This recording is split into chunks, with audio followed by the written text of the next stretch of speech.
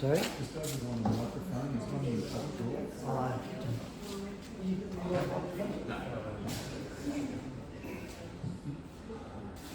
Okay, we might give it a start. We're running a bit behind time, but we should be able to catch up.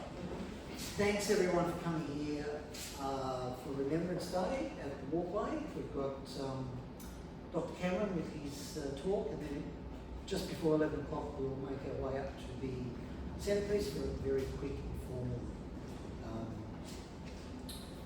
service. And it's probably fitting that Remembrance Day today, that we're going to have Dr. Cameron speaking on this subject that is often overlooked in the Kokoda campaign, and generally to remember, obviously, those who fought in that campaign and then beyond. And so Remembrance Day is probably a very fitting time for that. First of all, I would like to acknowledge the traditional owners, the custodians of the land, the Wongal people of the Eora Nation. And we acknowledge them as the first peoples, the inhabitants of the nation, and their ongoing connection to country. And we acknowledge their, and respectfully acknowledge the elders past, present, and emerging. So, Dr. Cameron, David Cameron, was originally a Sydney boy. Born in Darlinghurst, grew up in Bondi, moved to Campbelltown in the early 70s, graduated with first class honours from the University of Sydney in prehistory in 1989, and then with a PhD at ANU in paleoanthropology in 1995. He was then subsequently awarded an Australian Research Council postdoctoral fellowship at the Australian National University, followed by an ARC Queen Elizabeth II fellowship at the University of Sydney. He's published numerous books on Australian military history and science, and well over 60 research papers in internationally peer-reviewed journals. So David's passion for recording the overarching history of Gallipoli resulted in numerous books on the subjects, and obviously he's published many books on the New Guinea and Kokoda campaigns, the latest being Bloody Burner. And we've got a QR code at the back if people want to purchase any books. He's also internationally renowned, known as an expert on primate and human evolution, with his degrees in both archaeology and paleoanthropology. Not content with just history. He's conducted numerous international archaeological and paleoanthropological excavations in Europe, the Middle East and Asia. So on behalf of the board of the Walkway, Dr. David. Thank you. It's an honour to be here today, especially Remembrance Day, to give this presentation. So I'd like to thank the board for inviting me. Most people here will know Isurava. Just immediately east of Isurava, that was going on. There's another battle going on at Abuari, which is usually comment on, but if you like, you'll get a page. So I spent a bit of time researching this along with Isurava. Most people are aware, or most people probably aren't aware, that in the whole Northern Hemisphere, before the Japanese declared war, like when we called Harbour, one Australian battalion commander was killed in the Middle East, in Greece. He was killed on a landmine, a really field landmine. But fighting Kokoda, just over a month, we lost 3 battalion commanders in frontline duties killed in action.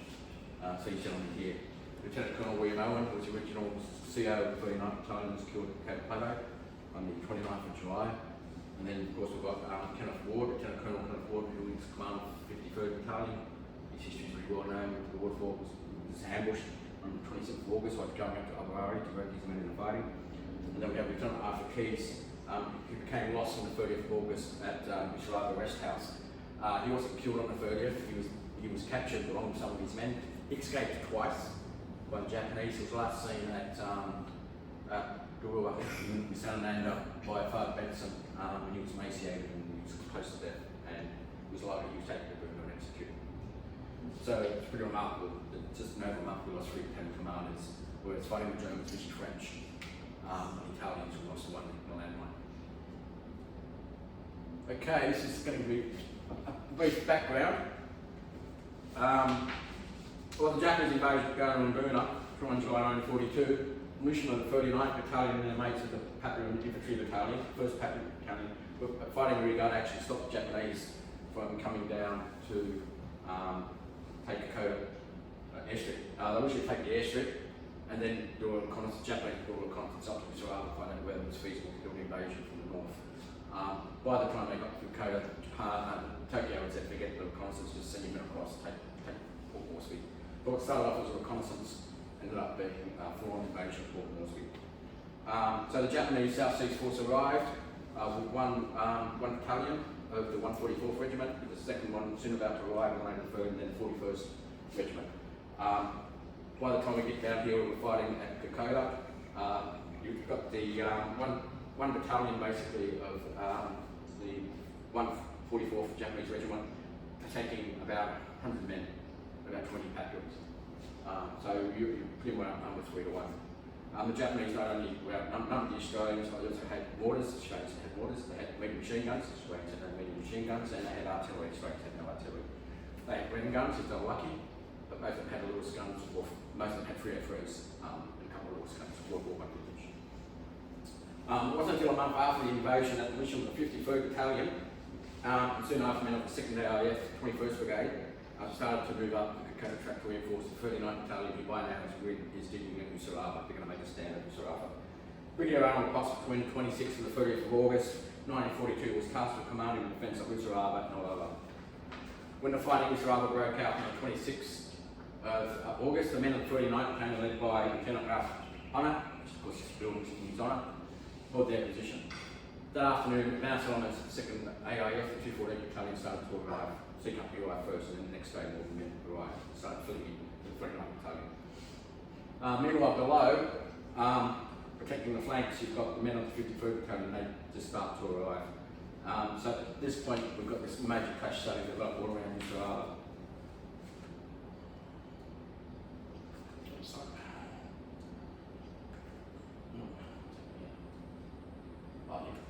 Okay, so now we'll go to the 53rd Battalion.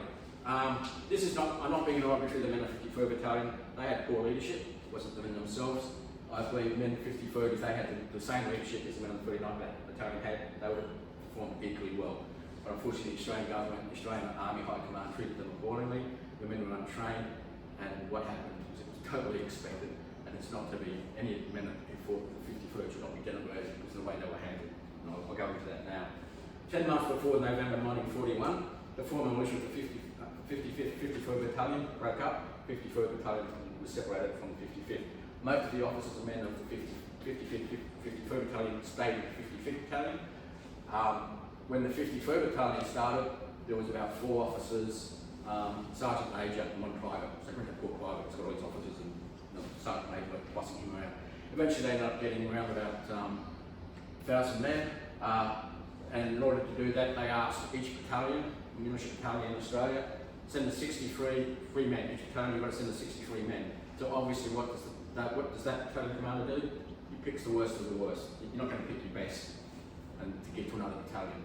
And by no means am I saying all the men there were bad. I'm saying they picked the young guys, the inexperienced guys. They kept all of any second AIF guys they had, and they certainly kept the World War I veterans. A lot of the guys that were sent to the 53rd were untrained, and the result was you had a very poor battalion. And on Christmas Day 1941, they were all, the battalion was told they could go on leave because they were about to go up to Garrison Darwin. When they returned, on returning 275 of the battalion's 800 men failed to answer roll call for a location. 1/3 of the battalion had not shown up. So, to make up for it, they went to Sydney and they shanghaied 100 young men. Hubs were able to grab them, you're now in the army, son. Sent them off to Hillburn Army Camp that night. Private Clarence James from Canberra recalled the many questions raised by these youngsters as they stood in their civilian clothes in Hillburn Army Camp. That night, the new recruits surrounding Woolly Room, most of them distressed, and asking me, "Where are we going? Is it a telephone I can use? Can you get a message to my mother?" In the half-light filtering through the windows, I tried to talk them to console them. The next day, 27 December, these young recruits, with the rest of the battalion, were heard on board 2 transport ships, sent out to Sydney Harbour, to be told, "No, you're not going to Darwin, we're going to Port Moresby, we're expecting a Japanese attack." Sydney Scientist Sergeant Keith Erwin was on board the Aquitania with these men. He recalled, "We received a draft of soldiers, mostly 18 years of age.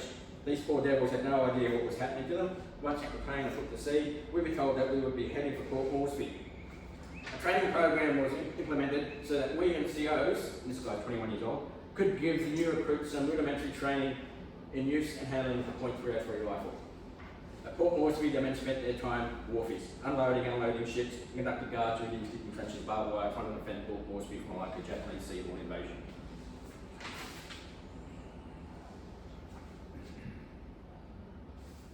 So these are about to go forward. The fighting's already started, it's already broken out. The Japanese on the north side, they're starting to come down towards Isurava. These men are told, stop your duties. You're going to defend Isurava from the Japanese. And these guys have done no training whatsoever in terms of Port Moresby. They haven't done company training, team training, they're just been unloading ships. They're completely untrained, most of them. So, among the officers of the 53rd Battalion was a recent Dunfree recruit, Lieutenant Platter. He was given a little warning of their imminent advance across the Owen Stanleys, which was to take place the very next morning, 14th of August. This is what he said. One night we're unloading this ship, and we're due to finish at midnight, and the officers were called together, and I was told, this is very confidential, and you're not to tell or mention to the men, but we're breaking camp first thing in the morning, and we're going over to Owen Stanley's to Dakota. We weren't allowed to talk to the men about it, so the poor devils finished their shift, got back to camp, and we said, get some sleep if you can, but you've got to pack your things away. You've got to put away anything that you can't take. You've just got to take anything you can carry and get ready to move at dawn. As these men moved into Owen Stanley, 60-year-old physician and Great War veteran Geoffrey Vernon, most people are aware of Doc Vernon, 60-year-old who was responsible for seeing the main carriers, their medical welfare, and originally was treating mission in 39th Battalion. He's going back down a track after being at the Battle of the Dakota Plateau to supervise the carriers and look after their health, and he comes across the first bunch of guys from 53rd coming up the mountains. This is what he said. Walked to a FoK passing 53rd Battalion who looked very spent going forward. I scrambled down the hill to a FoK meeting scores of soldiers calling up. These were men of the 53rd Battalion, the most spent and disheartening looking of our troops I have yet to see. By 19 August, the leading elements of the battalion had reached Olola, about 5 kilometres south of crow flies from Isurava, where the survivors of the battle-weary veterans of the 39th Battalion in Dublin waiting for the Japanese advance. That arrived in a week. Brigadier Arnold Potts, commander of the 2nd RAF 1st Brigade, who was by now himself when reached Olola, head of his brigade, was forced to place the men of the 53rd to hold Olola in a critical track junction as they arrived. The next slide will show that. The 2nd RAF men of this brigade were now approaching Myola. That's about an hour, a day's march to Isurava. But they had been ordered by the New Guinea force to remain there to build up supplies, and after had 10 days worth of supplies, they were then to go back and attack the Plateau. We take the airstrip. Potts would soon be forced to abandon any offensive operations and bring the men of the 214th and 216th battalions forward just to help keep Isurava and multiple Japanese attacks from both flanks and from the front. Fighting broke out on August 26th. And we'll see here, this is a critical track junction. You've got Isurava up here, and Olola, and here you've got two tracks. It's not showing the reason this track's there. I've only ever seen this track shown on any map. It's been always talked about, but I've never seen this that track documented. So you've got the Japanese coming down here, down the front, down the main track, and then you've got the 2nd Battalion, that's the 1st Battalion coming in, then you've got the Japanese 2nd Battalion and Japanese 3rd Battalion was supposed to come down here, so these are coming down here to cut off Olola, and then those guys are gone, then decimated the cut off. What ends up happening, because these guys, men of the 39th and 214th are fighting dominantly, the Japanese quickly decide, okay, this flank, forget it, you're going to attack. The Australians come in hit their left flank, don't worry about going down Olola, but they still kept these guys coming down, hoping to catch Olola and then decimate both forces. Before this happens, this happens on the 26th, 2 days before. On 24 August, the patrol, this is the 53rd Battalion, they're based in Olola. They're told you've got to get up to Kaylee, have a standing patrol here, warn us of any Japanese, and they've got to get up to Nauru up here and warn us of any Japanese. So they're supposed to be patrolling these two tracks to make sure there are no Japanese coming down there, so they know the Japanese are coming. On 20th August, the patrol east of Olola along the Seaman Ridge, this is from here, conducted by the men of the 53rd Battalion returned to Olola. Potts was furious on hearing that the Japanese force had been observed, but the patrol did not engage them. Potts records, this is Brigadier Potts. When asked what action was taken, the answer was the patrol's task was recce, and therefore nothing was done. Unfortunately, other troops had to pay the price of neglect of two very old principles. A, patrols must fight for information, and B, if definite answers are to be obtained, then definite questions need to be asked.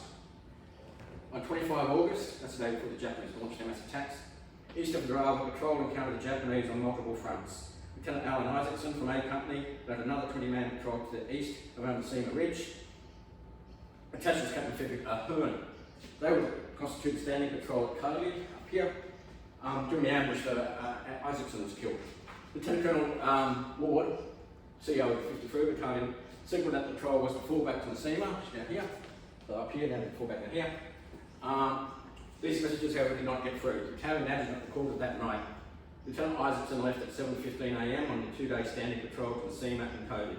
Reports received by signal 21:45 that Lieutenant Isaacson's patrol on moving forward, the car had encountered and been attacked by the enemy force of strength of 2 platoons. Light machine gun and mortar fire was directed at Cady village, occupied by other troops. Lieutenant Isaacson was killed. A message sent from Battalion HQ that patrol was to withdraw to Sema and remain as a standing patrol until relieved. This signal did not get through, as the wireless station at Sema could not be contacted. One of the survivors later said, a Japanese officer, as they reached Cody, a Japanese officer wielding his sword with tactical fervour destroyed the radio set. Soon after the Japanese withdrew from the village, it was not until the next day that another patrol was sent from Sema to find out what happened to the men. Potts concerned about the 53rd Battalion were coming to fruition. He expected them by now to have taken up forward positions to warn of any Japanese advance in force from the east and the west, and were placed to hold back or at the very least delay enemy advances. Neither of these objectives have been accomplished. Next day, 26 August, the Japanese launched their 3-battalion assault against the men of the 39th Battalion. There's only about 150 men, so it's hardly a battalion.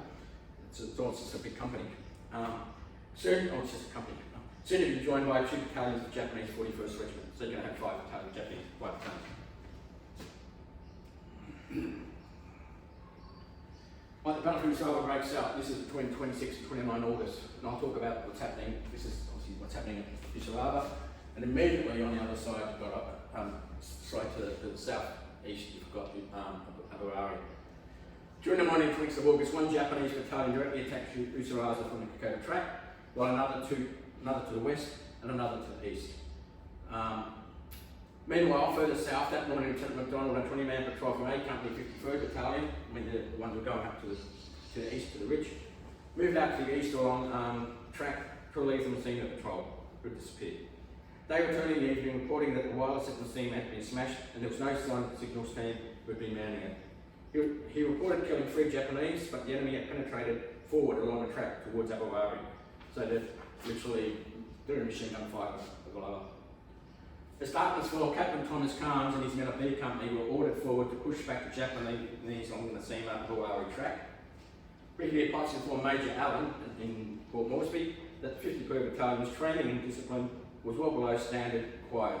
Well, you can blame that on the Australian High Command and the senior officers who treated them in like the supplements should not be criticised. Potts was furious with the apparent inactivity and passiveness of the men of the 53rd Battalion, writing the general narrative of events for 26 August. Patrol from Messina occupied by Japs, and without attempting to ascertain the whereabouts of the wireless transmitter set, operators and escorts who comprised the OP returned, leaving nobody to observe the enemy. The enemy followed the patrolling and was soon well established in the vicinity of Abuari, so now they've occupied the village. They're a straight throws away from Aloha.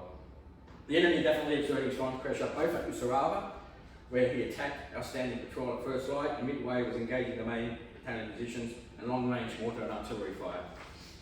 And then obviously, the brigade down at lower, they're starting to receive mortar fire and medium machine gun fire for the Japanese around Abuari. At 1400 hours, the first 2 companies of 214th Battalion arrived from Waiora. B Company 53rd Battalion was sent to hold the Sema track at 1800 hours, but no reports had been received from them.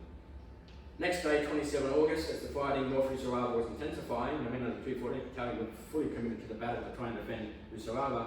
The Japanese machine gun fire targeted the brigade and the aid station at Aloha, resulting in several casualties, including one of the medical officers. This was of great concern to all, especially Brigadier Potts, as it was now clear that the Japanese were just about on top of Aloha, already flanking Isurava. The CEO of the 53rd Battalion, Lieutenant Colonel Ward, informed Brigadier Potts that he was coming to the front because he had nothing from his men along the Sema Ridge for almost 24 hours. He had heard nothing yet. Within 30 minutes, Ward, along with Lieutenant Roland Logan and Private Roger Foster, walked into a Japanese ambush. All three were killed after crossing Laura Creek, just east of the Abuari waterfall. Due to the Japanese had penetrated behind the men of B&D Company's 53rd Battalion. Hearing the death of the CEO rattled the men of the battalion. Rumours were rife that the Japanese had wiped out B&D companies, and most of these men were believed to be dead. The brigade's general narrative of events that day stated that B Company had actually broken up and scattered while it was doubtful the D Company did more than make contact with the enemy. At 7 p.m, the 53rd Battalion reported to Brigade Headquarters that there was still 70 men missing on patrol, that there was contact with B&D companies which were presumed to be going on to Nasima, and that the Jats had held at Abuari. This was false, the men were nowhere near going up Nasima Ridge, they were well below and they were heading back, coming up behind the line. 28th of August, Potts was now forced to start relieving most of the 53rd Battalion, the 2nd AIF men of the 216th Battalion who had been at Biola. Potts said, you've got to rush up here, we've got to replace the 53rd Battalion to keep that track junction from the Japanese. On 29 August, the men of the 39th, 214th and 216th Battalions were fighting to hold Isurava and Abuari. Isurava, 24-year-old Private Bruce Kingsbury, would be posthumously awarded the VC that day for his actions with his ram gun in stopping the Japanese attack northeast of the perimeter. Two other guys that they were also nominated for VCs, but they sort of got going to give one, and the others got DCMs. At the fighting range, badly wounded 39th Battalion volunteered without being asked to push forward from the 8th post. The 39th Battalion wounded and sick down at the rest house, so about an hour and a half away. They hear the fighting's going on, they hear it's not going well. So out of about 30 men, 27 of them get themselves up and they start heading off to their mates, the 39th Battalion. With these volunteers was Private Jeff Burton, who recalled, the battalion was in trouble. 27 out of 30 went back. The 3 who stayed were a minus foot, a bullet in the throat, and a forearm blown off. The rest went forward. Didn't do it for God, King or country, forget that. We did it because the 39th Battalion expected it of us, and we never stopped trying for the battalion's sake until relieved. Lieutenant Colonel Honor also recalled how Corporal the 216th Battalion told him afterwards, the seniors men coming up the track. We've got it here. It was enough to make a man weep to see those poor skinny bastards hobble on their bleeding feet. On the arrival, Horner, who was fighting Japanese all around, and he's almost been surrounded, he recalled after the war, when we learned of this desperate plight of their comrades, they had left for Isurava. They spontaneously announced the promise of heaven ahead to plod back into the perils of hell. I can think of no incident that reflected more radiantly the spirit of the corps, and strong bond of mateship in the battalion. Johnson and the last stumbling reinforcements of the stout-hearted sick and wounded from the hospital, yet worthy of Valhalla. Lieutenant Arthur Key, Colonel Arthur Key, had a reserve again. At 7 p.m, Potts rang Key at Isurava on discussing deteriorating position. Potts decided to keep up the pressure on the Japanese around Abuari for getting them in Isurava to fall back to the Isurava rest house, about an hour and a half's march down the track. Later that night, the men of Isurava will fall back about 1.5 kilometres to the position of Isurava rest house, still north, good 1.5 hours north of Abuari.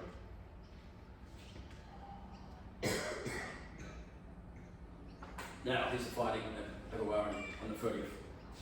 Sunday, August 30, 1942, saw the men of the 216th Battalion not only successfully defend Aloha, but they launched a counterattack, 2 counterattacks against the Japanese. By 5:30 a.m, 29-year-old Lieutenant William McGee and his men of A Company had occupied the clearing just southwest of Abuari village, while B Company, commanded by 22-year-old Captain Frank Sublett, had taken a position on Pine Tree Hill, just north of that position. Frank, down here, Sublett was in command of the operation. He was in charge of 2 companies to attack the Japanese. The silent attack would be announced by Captain King and his men of D Company 53rd Battalion, these guys down here. They would just launch the attack. Once this attack started down from here, then the 216, this is the 53rd, once they launched their attack, then you draw frontal, 216 would draw frontal attack against the Japanese on the high ground here, who were well dug in. Of course, there was no sound coming from the D Company. So 8:30 came and went, 9:30 came and went, nothing was happening. An hour after the scheduled attack, there was still no sign of any fighting to the southeast of Abuari. By 9:40 a.m, Japanese Major Hori Takashi's men of the 2nd Battalion, 144th Regiment, were targeting Aloha with machine gun fire in the vicinity of Abuari. We know someone he was attacked to the southeast suburb just before 11 a.m. Reported to the brigade that he was sending two platoons on a daring flanking manoeuvre. So he's going to send 2 companies, try and outflank and come into the Japanese to the rear. But it's going to take me a few hours for these men to be in position, so he's still going to launch his frontal attack. He appointed 31-year-old Captain George Wright to command his force, consisting of 11 platoon, 12 platoons, B Company. Wright and his men conduct a broad sweeping movement to the north and east, coming behind the Japanese on the high ground overlooking Abuari. These men had moved out by 11 a.m. It would be a difficult task given the terrain and vegetation, and it would be many hours before they would be in position to launch their attack. Meanwhile, at 11:30 a.m., disturbing news had reached suburb. The Japanese infiltration parties had occupied the rear area position around alive. So you've got some Japanese coming down here as well. So he's now suburbs are quite he's going to be not only Prince has got a whole towing here, he's got Japanese infiltration parties coming down the wall before it came off. So he's got that to worry about, he's got Japanese behind him. While King and his men did not fall back to a lot, Potts finds out the King hasn't launched his attack. King contacts him and says, look, we're falling back, we're being cut off. Potts tells him, no, you have to launch your attack, do it now. King doesn't withdraw, but he doesn't attack either. By now, Sullivan decided he could wait no longer for King's assault, and just after midday, he launched his 4-platoon frontal attack against the Japanese. The men of A Company led the attack with 8 platoon, commanded by 25-year-old Bill Creek, charging up Central Spur, and 9 platoon led by 24-year-old Lieutenant Olin Christensen, advancing the company's left flank. At 1:30 a.m, Lieutenant Creek and his men of 8 platoon, they've crawled up right up to the Japanese perimeter, the Japanese perimeter. They're throwing grenades and sniping the Japanese, but they can't get any further. So they're stuck just below the Japanese position, it's Japanese on the high ground. Meanwhile, 24-year-old Sergeant Douglas Keogh, commander of 10 platoon B Company, advanced in support of 8 and 9 platoons. Even so, it was impossible to break through the entrenched Japanese. Suburbs men filled the Japanese machine gun and concentrated rifle fire and exploding grenades. Among them were the 23-year-old private John Meyer, who at great personal risk was assiduous in caring for his wounded mates and was awarded a military medal for his actions that day.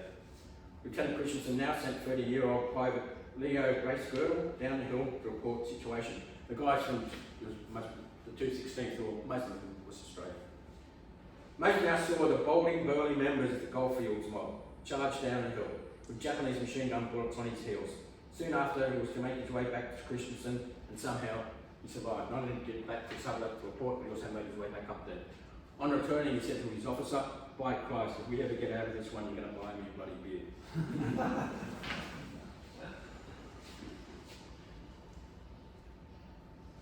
Now we're going to talk about the flanking manoeuvre.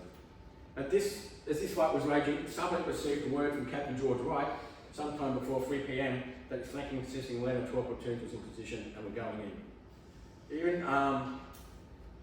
So they start to launch these 2 platoons now. Unbeknownst to them, there's another Japanese force up here. So this is the highest ground. So you've got this slope. So you've got the Japanese here, on sort of the mid slopes, Australians here on the lower slopes. And then, unbeknownst to Australia, there's another major Japanese position on the high ground. Not only is the major Japanese position, that's where the Japanese have their field hospital. And they're not expecting the Japanese to be that far up. However, by now, Wright, however, had gone forward to do a recce of the area. He gets lost. He eventually makes his way back, but he's given the order that we're going to go in, we're going to go forward, a couple of men, do a quick recce, come back and we'll report. He disappears, he gets lost. The guys launch the attack anyway, but he doesn't come back. At this point, 23-year-old Jack Kirk, leading 11 platoon, halted his men for a brief rest, waiting for Wright to come back. It was now that he noticed the movement in the treetops just to his front. He was not the only one to see it. And with this 31-year-old Sergeant George Morris opened fire at the same time as his officer, and a Japanese sniper fell out of the tree. Surprise is gone. Japanese, obviously now know. There's someone behind them. With this fire, every chance of Spire's attack was no longer possible. Platoon doubled across the track and immediately attacked Japanese position to their right. A burst of machine gun fire killed 23-year-old Corporal Michael Clark and 36-year-old Private Reginald Hackshaw, while wounding 28-year-old Private Alan Boyce. 28-year-old Private Alexander Thornton, for some reason, signed up as maidman. Been a respected wife, I don't know, but he signed up, a lot of guys did on a different name, but his actual name was Thornton, but he's always quoted as being maidman. He reached the corporal to find he was dead. He hurriedly searched Clark's pouches and collected several grenades, and disregarded the heavy rifle and machine gun fire. He dashed up the slope towards entrenched Japanese. Thornton was quickly hit in the chest, but still threw his grenades, but he had none left to throw. He single-handedly destroyed several Japanese positions. The enemy immediately pressed forward, but the already badly wounded Thornton seized class submachine gun, Tommy gun, and standing in the centre of the mule track, fired on the advancing enemy troops, causing them to fall back. He continued to fire until his magazine was empty. Sergeant George Morris now rushed forward in support of Thornton, firing into the Japanese. Both men were acknowledged for saving many lives and were credited with extracting the platoon from an extremely difficult position. Greg and his men were forced to fall back, managed to successfully break contact. As they withdrew, the badly wounded Thornton refused many offers of assistance. He gave back on his own. As he and his mates moved southeast, a quick mist began to circle around getting his task. Private Arthur Thornton was originally nominated for the Victoria Cross by Lieutenant Kirk. His citation reads, on 30th of August, A Company and B Company, of which both Thornton, it actually says made in the actual document, I've just changed it to his real name, so Thornton, is a member, were ordered to clear the Abuari Ridge, where the enemy was strongly established and from where two companies of 53rd Battalion had been unable to dislodge them on the previous day. The attack had to be made up a steep wooded slope against a carefully prepared and camouflaged position. Thornton's platoon encountered a very strongly defended Japanese position and was held up. Casualties began to mount. Thornton's section leader was killed. Disregarding heavy automatic weapon fire, Thornton coolly collected grenades from the pouches of his dead mates, the section leader, and dashed up the hill towards the enemy positions. He was badly wounded in the chest and lung. Almost at once, he destroyed several of the near machine gun posts and continued his onslaught until all his grenades were used, and he was ordered to rejoin the platoon. The enemy immediately began to press forward. Thornton then picked up his section leader's Tommy gun and, showing entire disregard for cover and for his own safety, he held up the enemy with accurate fire until his ammunition was exhausted. This action allowed his platoon time to withdraw and reform and was directly responsible for the infliction of several casualties on the Japanese and prevention of what seemed inevitable and heavy losses on our side. It was only after all his ammunition had been expended that Thornton was prevailed upon to rejoin his comrades. Although suffering from loss of blood and exhaustion, he refused all assistance to the rear. On arrival at the regimental aid post, he collapsed and was evacuated to a hospital as a stretcher case. Thornton's unsurpassed courage, fortitude and devotion to duty were an inspiring example. It is recommended that he be awarded the Victoria Cross. A few days later, Private Aaron Thornton died from his wounds, and his VC nomination was declined, but he was awarded Distinguished Combat Medal, which is second only to the Victoria Cross. Meanwhile, to the west of his position, Sergeant Robert Jones, leading 12 Platoon, had by 3 p.m. reported by runner back to suburb that they had lost contact with 12 Platoon, with 11 Platoon. Given the terrain, so you've got the officer in charge, he's lost, and these two platoons have had communication. Terrible terrain, terrible vegetation, but they're still going independently. Their attack was result of the incident reported by Corporal Nishimura, number 2 Platoon, number 5 Company, 2nd Battalion, 144 Japanese Regiment. This is what he was, his recollections. One of his mates, Private Watanabe, had been ill with malaria, but refused to fall out of the line. So he reported that to his officer, who then ordered that the Watanabe go to the field hospital, which is based up in that area up here. During the fighting for the August, Sublet's men attacked the flank position at Nishimura's position, which brought them close to the aid post. The Japanese medical staff, in confusion, began to fire their guns in panic, and friendly fire pouring into Nishimura's own position. On Nishimura's right was another platoon from number 5 Company, and these men were yelling at the medical staff to cease firing, which is killing us. But to no avail, the shooting continued. Not only that, then you got the Australians fighting as well, so they're getting from everybody. In that fighting where Watanabe was, in this fighting, Watanabe and a number of casualties were killed in the aid station. He, however, appears to be killed by an Australian grenade, not Japanese fire. Meanwhile, Sublet was now forced to call off his attack. The survivors of A and B companies, and Abuari, now made their way back to positions they had occupied the night before below the waterfall. They're all now withdrawn down here somewhere. No one's Japanese infiltrators down there as well.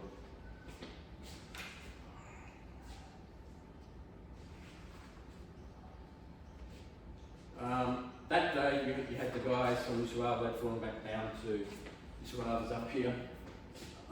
Sorry, no, it's I thought I'd missed the slide.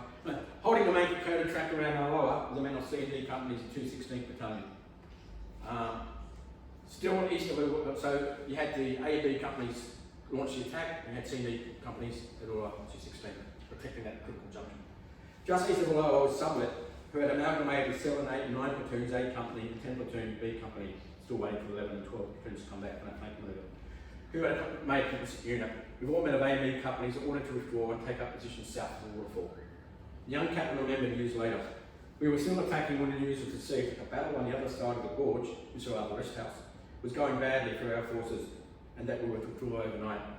I was told to withdraw my companies to a position covering the track as it was passed behind the waterfall, thus forming a narrow defile in which we would prevent or severely impede any attempt by Japanese to outflank Malua from Abuari Ridge. It was difficult, however, for Sublet's force to withdraw, given the terrain and time constraints, and still waiting 11 and 12 platoon arrive. The official was joining the campaign road. The cliffs and crags among which they had been fighting beat them, dark, wet bush pressed against them, only a few logs spanned the creek as a bridge. The track was just a faint mark merged with the bush on steep hillside. Those who crossed the bridge did so crawling on their hands and knees. On the other side, many lost the track and wandered in circles back to their starting off point. Amazing man was 26-year-old Corporal Ken Harley, who were called. It was a bit of a mess, but there was no panic. Despite the fact we could see the Japs beginning to outflank us on the ridge above, everything remained well organised. We knew it was all right. Potsy was there. All of us understood what was happening and understood what we had to do. We still had our tails up, even though we had to go back for the moment. Captain Frank Sublet also called. It was late in the day when we took up our positions around the edges of the cleared area, and I waited anxiously to be joined by battalion headquarters and 11 and 12 platoons. I felt frustrated at the lack of telephone contact with the 216 Battalion and lower, but eventually the signal found a break in the line, repaired it, and I was able to bring a message confirming the brigade withdrawal and warning me not to attempt to bring my troops through Alloa after 1900 hours. I was left to guess where the brigade was going, but I knew it would be somewhere down the single track. It was pitch dark when we reached the fallen tree, crossing the fast-flowing creek, swollen by the regular afternoon rain, and there was no prospect of getting to Alloa in the struggle in time. As it seemed the Japanese were not on our heels, I directed the troops some hundreds of yards upstream, rejoined them to remain quiet with thick undergrowth on the left bank of the stream, which is just down below. I then called up to steep track to Alloa to try and judge whether our people were there or not. When I reached the top of the track, I found all was dark and silent. Forced to make a judgment, I decided that rather than just taking my party consisting of A Company, HQ Company, and about half of B Company up the track until Alloa, I would wait until 4 hours of moonrise when the rain should have ceased, then move upstream until we located the remainder of the 216 Battalion that was falling back from Alloa. Just hours earlier, the survivors of the Battle of Isurava Rest House had passed through the men of C and D companies of 216 Battalion in Alloa. These men were now directed south, where they would take up this new defensive position at Royal Creek Village. That's a few hours south. The other two companies, the 216 Battalion, led by Lieutenant McGee, that's A Company, and Captain Sublet, B Company, were continuing south along the creek, having bypassed Alloa as instructed. Without the 2nd 16th Battalion, Alloa almost certainly would have fallen to Japanese, and the results did not bear thinking about. The original holding action by the militiamen of the 39th Battalion, led by one of Australia's best battalion commanders, Lieutenant Colonel Ralph Horner, and his men of the 39th Battalion, I reckon one of the best battalions Australia have put in the field, militia battalion, of the 21st Brigade, to be pushed forward to Isurava, still close to the mountain region, Lieutenant Ralph Horner named the men of the 216 Brigade to be pushed forward to Isurava, still close to the northern regions in Yellow Stanley, so they're still well north. Big on all plus these men of the Australian 21st Brigade throughout September, especially around Butcher's Hill, a week later, would be critical in defeating the Japanese on the Kokoda track, and later Japanese beachheads at Gona. And here we have some survivor. I met him just a few months ago in WA, Bill Braden, 105, he's still living in his own house. He's 90s, he wrote 2 books. One of them on Kokoda, a fantastic read. Here he is, age 105, living at home. He's still got his wits about him. That's him in 1942, and everyone knows about Butcher's Hill. He was the only guy that fought on all 4 flanks, and not only that, he survived. And he's got a great family, got a huge family. and he's ignored. He's well known in WA, but this is Australia, they don't even know he exists. So this is dedicated to Italian Bill Graham, man I broke their way. And yeah, that's it, thank you.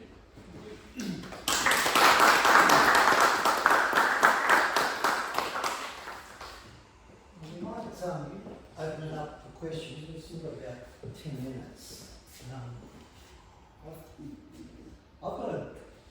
I've got a couple that maybe, first of all, which I've heard you talk before about those boys or men who were virtually shanghaied in Sydney to go up. How could that have happened? Because were they all?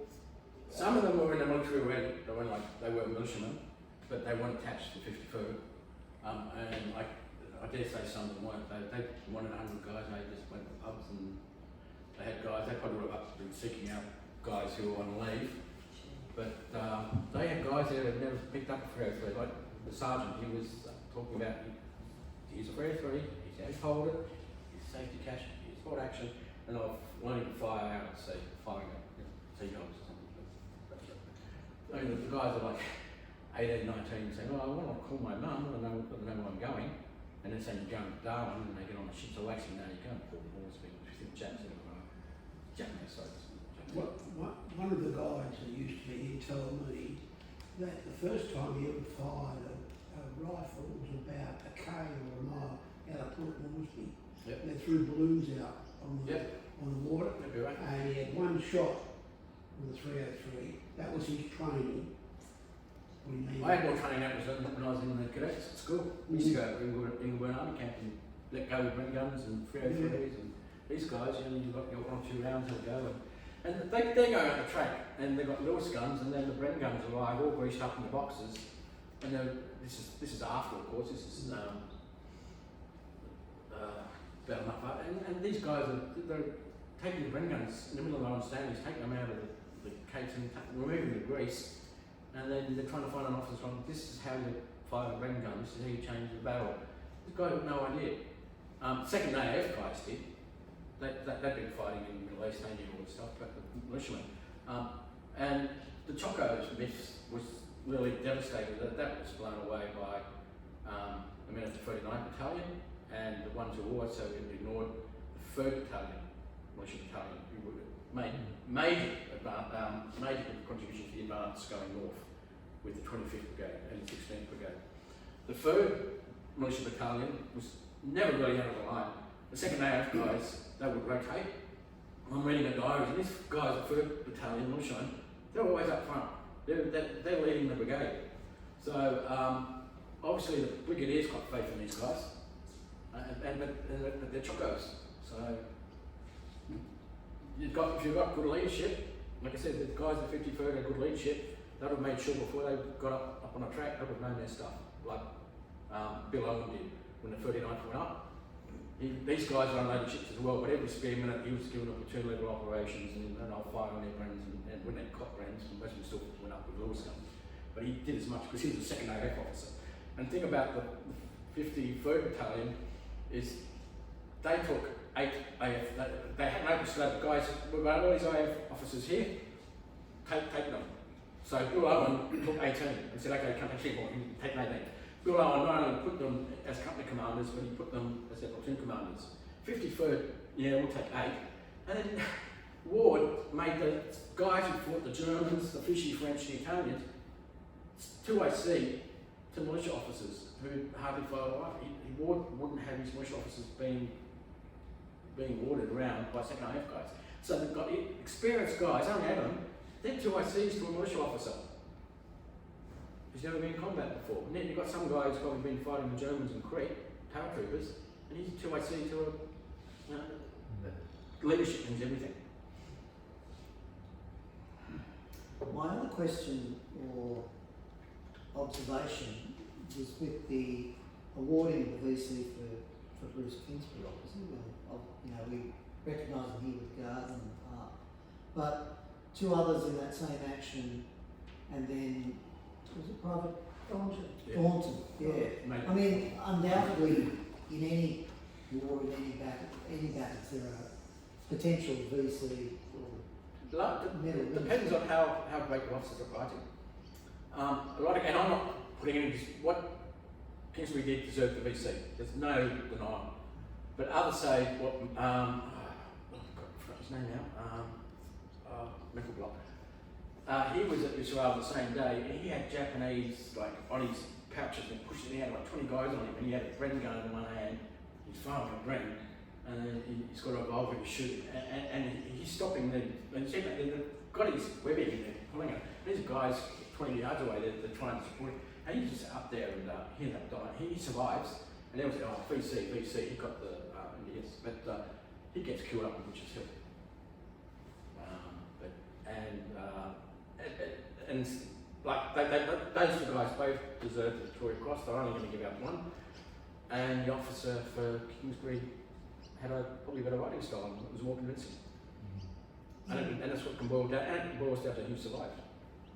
A lot of guys would have seen guys doing VC actions, but if you're not an officer, you're not going to be able. And the officer's killed, you saw it, and you probably won't get anything. And you read that in the diaries about the amazing actions and. Because an officer didn't survive or officer didn't see it, nothing happens. Or the guy that gets it, who deserves it, out of the two guys. Now I said, I don't give it one. It was all the same thing on Tan. They just wouldn't give. They didn't want to give it because they'd already given out that they had a quota, and they'd given out their quota and to the rear area. I'm not diminishing people in the rear area, but the typists got all these medals, and then there was a real action line. They said, oh, give our quota out. Can't give out any medals. Quotas. And do you think that why do you think Abuari is kind of? Do you think it's just wrapped up with Isurava? It is. It's sort of considered on something As a side issue. But my book on Isurava, I spent probably about equal time on Abuari. I'm not putting on equal because the main fighting of Abuari happens in one day, but there's a lot of patrolling which I talk about Abuari throughout those periods.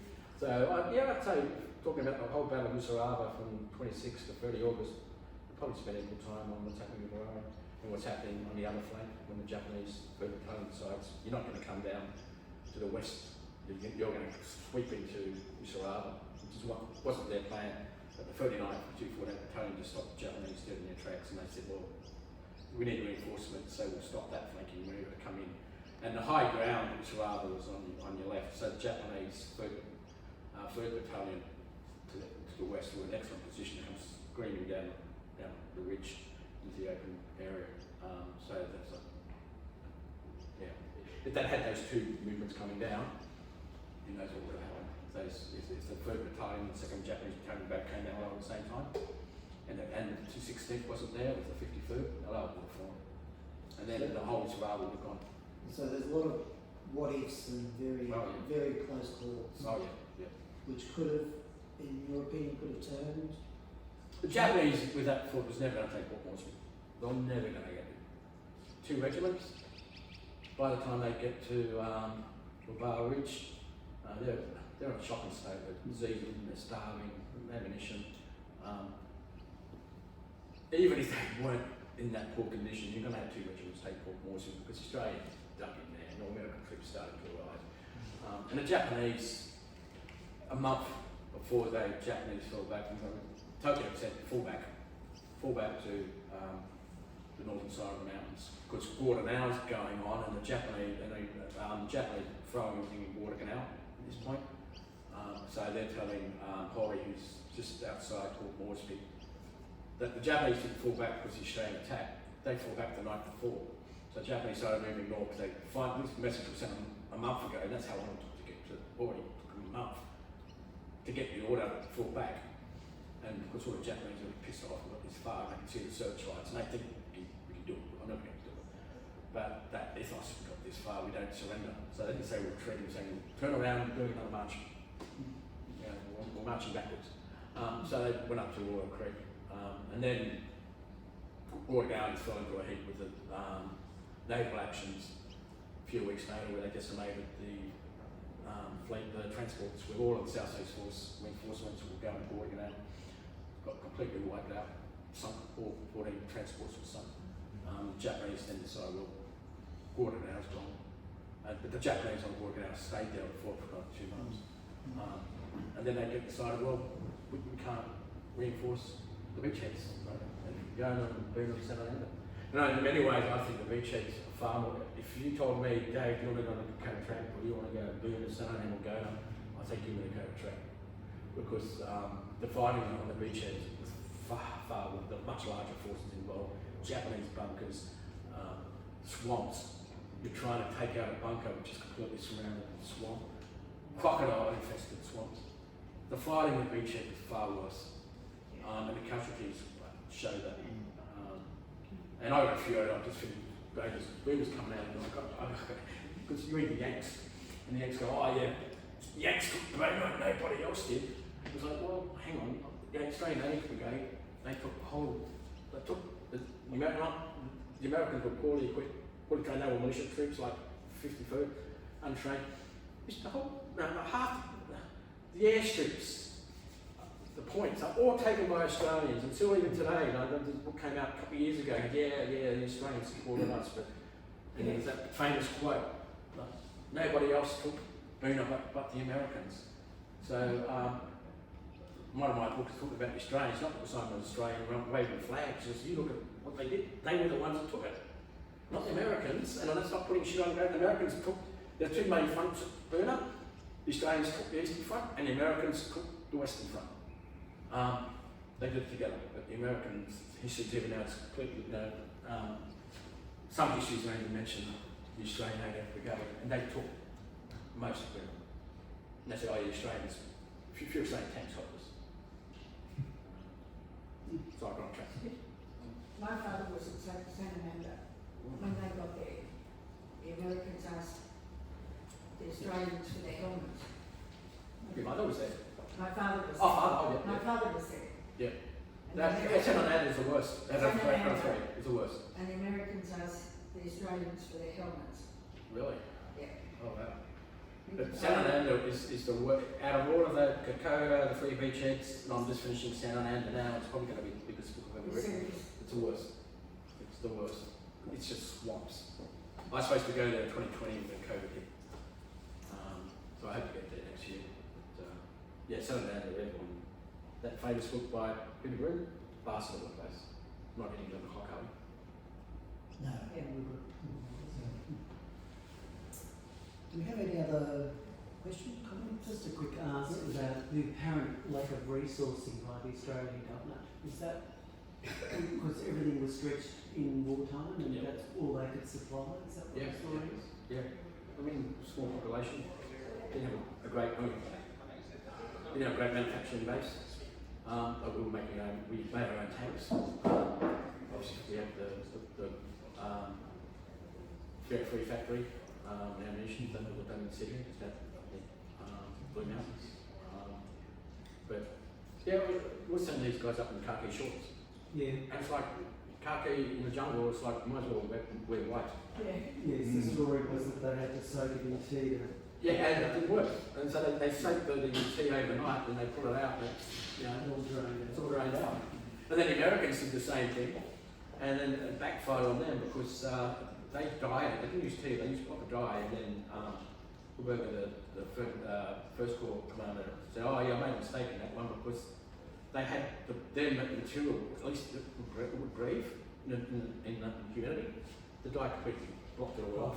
So the guys were just sweating like hell, and he said, they'll probably better off going in without the dye because at least the fabric would breathe.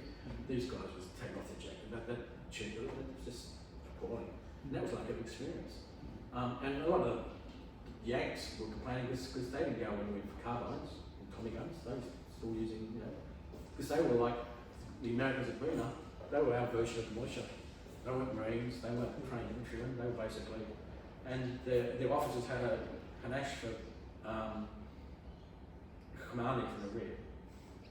And when I criticise the Americans in my book, I make sure I criticise, the criticism comes from the American officers and the American, because otherwise, you just, and I bash the Australians too, but it's quite, But I make sure if I criticise Americans, it's from American sources. American sources. So it's not, oh yeah, look, it's passion. And I'll criticise the Australians, but it's, the Australians are playing on themselves. But at least, you know, they with, I should say it's young head brigade, they stop the Japanese at Bombay. And so they stop the Japanese at Bombay and they fly over and they take Buna. And then after Buna, they go on and take San Fernando. A phenomenal brigade. Which not largely recognised. Well, we might conclude there. I mean, once again, I'd like to thank Dave for the talk. I mean,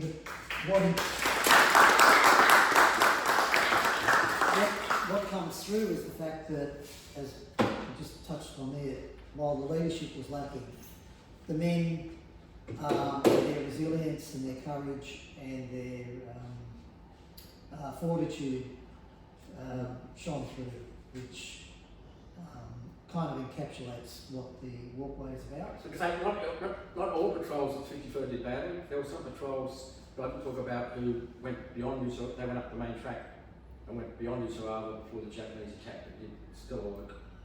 But I didn't talk about that because I was talking mainly about Abuari. But not everything in the 53rd was a failure. You did have some good officers who did lead. And when those men were led by good officers, you got good results. They did well, just as good as the 39. We've just got a couple more things to go. One, very quickly, everyone, does everyone get a ticket? Just get you a book prize from... Oops, sorry. 07. I'm 7.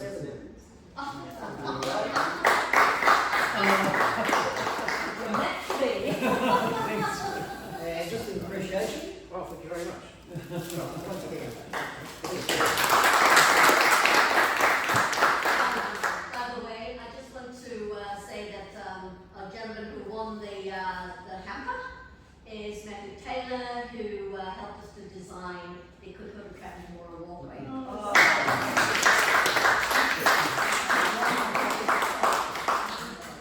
So we'll now head up to the... Yes, I see.